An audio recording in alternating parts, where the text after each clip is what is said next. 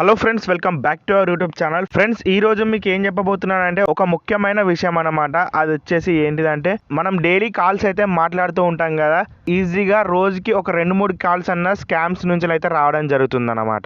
అది మీకు కూడా తెలుసు. అంతేకాకుండా ఇటువంటి కొన్ని ఉంటాయి కదా, అవన్నీ వస్తూనే ఉంటాయి అన్నమాట. మనకి ఇరిటేట్ చేస్తూ ఉంటాయి ఆ కాల్స్ సంబంధించినవి. కాకపోతే దీంట్లో పెద్ద ట్విస్ట్ ఏంటిదంటే ఇవాళ రేపట్ల స్కామ్స్ ఏ విధంగా జరుగుతున్నాయి అంటే ఒక రోబోట్ని అడ్డం పెట్టుకొని చేస్తున్నారన్నమాట. అది వచ్చేసి మీకు చెప్పాలనే ఉద్దేశంతో ఈ రోజు మీకు ఈ వీడియోలను అయితే ఎక్స్ప్లెయిన్ అయితే చేస్తాను. అది ఏ విధంగా జరుగుతుంది, ఏం కథ, ఎలా మనం సేఫ్ గా సెక్యూర్ గా ఉండాలి అని చెప్పేసి చెప్తాను అన్నమాట. వీడియో వచ్చేసి చాలా ఇంట్రెస్టింగ్ గా క్లియర్ గా ఉండబోతుంది కాబట్టి ఎక్కడ స్కిప్ అయితే చేయకుండా చూడండి. సో నార్మల్ గా మీరు చూసినట్టయితే మనకి ఏదైనా కాల్ వచ్చినప్పుడు ఒక 2-3 సెకండ్స్ అనేవి కొందరు మాట్లాడరు. అక్కడి నుంచి మనకు అవుట్ సైడ్ పర్సన్ నుంచి మనకు అన్నోన్ నెంబర్ వచ్చింది అనుకోండి, వాళ్ళైతే మాట్లాడరు అన్నమాట.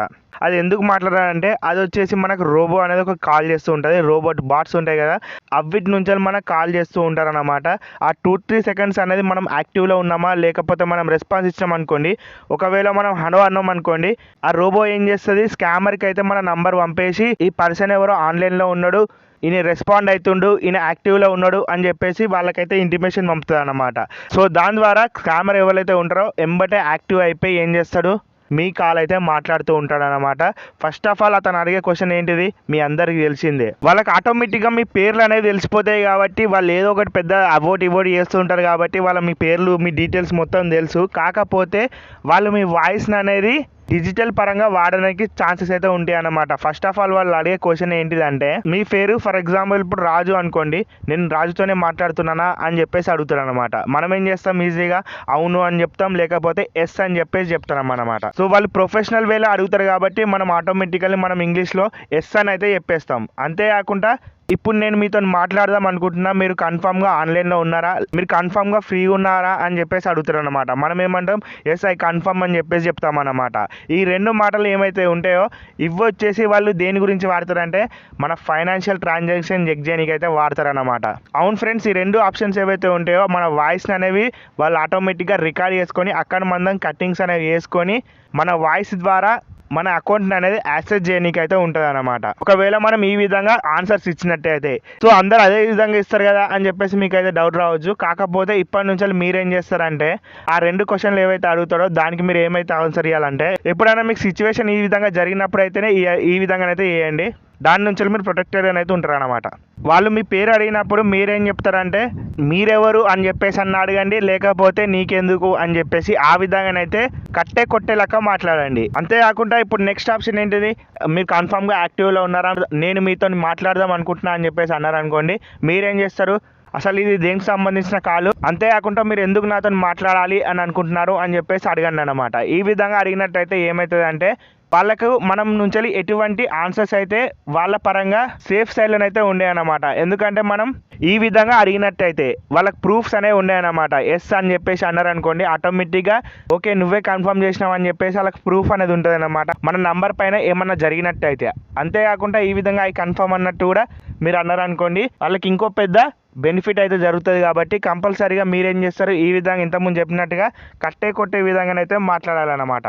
ఆ విధంగా మాట్లాడినైతేనే మీరు ప్రొటెక్టెడ్ అని అయితే ఉండొచ్చు. రీసెంట్గా అయితే ఇది పెద్ద స్కామ్ అయితే జరిగిందనమాట. ఇదే పరంగా ఇది ఇక్కడ కాదు, మనకు అమెరికాలో అయితే జరిగిందనమాట. సో ఇదే విధంగా చాలా రకాల జరుగుతున్నాయి రకరకాల ప్లేస్లలో. కాబట్టి మీకు కూడా ఎప్పుడన్నా సరే ఈ విధంగా కాల్స్ వచ్చినట్టయితే మీరు కూడా అలర్ట్గానైతే ఉండనీకైతే ట్రై చేయండి ఫ్రెండ్స్. అంతేకాకుండా మెయిన్గా మనం ఇటువంటి అన్నోన్ నంబర్స్ని ఐడెంటిఫై చేయడానికి మన మొబైల్లో మన డైలర్లోనే ఒక సీక్రెట్ సెట్టింగ్ అయితే ఉంటుంది అనమాట. దాని గురించి మీకు ఇవాళనైతే చెప్తాను. సో ఎక్కడ స్కిప్ అయితే చేయకుండా చూడండి ఇప్పటి నుంచి. సో ముందుగా దాని గురించి మనం ఫోన్ డైలర్ ఉంటుంది కదా, దాన్ని అయితే ఓపెన్ చేసుకోవాలన్నమాట. ఇక్కడ మనకు ఫోన్ డైలర్ ఉంది కదా, దాన్ని అయితే ఓపెన్ చేస్తున్నా. నెక్స్ట్ ఇక్కడ మనకి ఈ విధంగానైతే ఇంటర్ఫేస్ వస్తుంది కదా, ఇక్కడ రైట్ సైడ్ కాలంలో 3 డాట్స్ అని ఉంటుంది, లేకపోతే సెట్టింగ్స్ గేర్ ఐకాన్ అయినా ఉంటుంది అనమాట. దాన్ని మనం సెలెక్ట్ అయితే చేసుకోవాలి. నెక్స్ట్ ఈ విధంగానైతే మనకి ఇంటర్ఫేస్ అయితే వస్తుంది అనమాట. ఇక్కడ మీరు చూసినట్టయితే మనకు డైరెక్ట్ ఒక ఆప్షన్ అయితే కనబడుతుంది, ఐడెంటిఫై అన్నోన్ నంబర్స్ అని చెప్పేసి.